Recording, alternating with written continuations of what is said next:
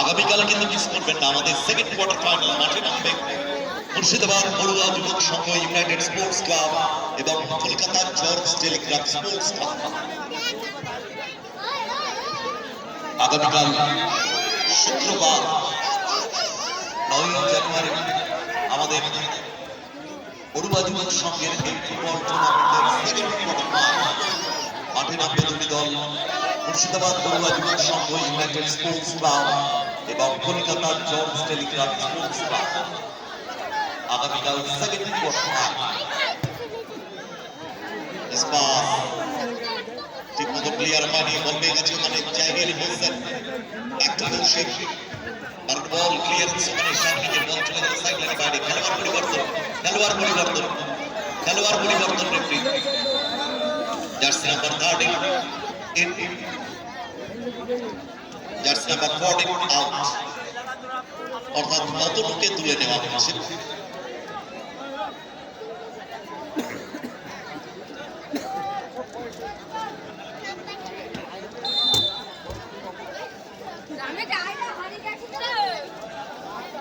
সৌভিক দিকে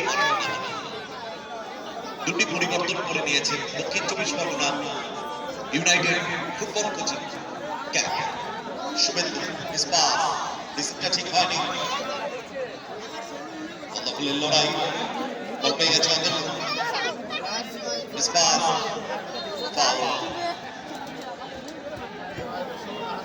বলটা কিন্তু সামনিকের পায়ে ছিল, সেই অবস্থায় অতনুর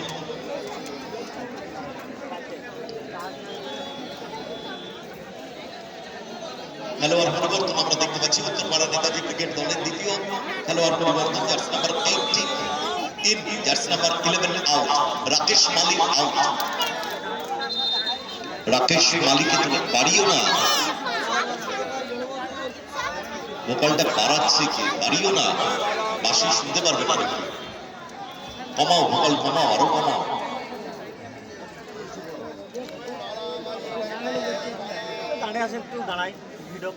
রাকেশ মালিককে তুলে নেওয়া হচ্ছে।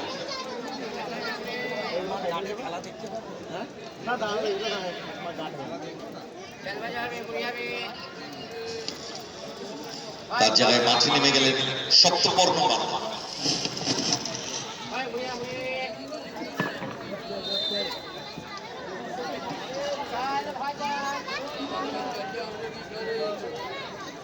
সপ্তপর্ণ মান্না খুব ভালো ফুটবলার, উইংয়ে খেলেন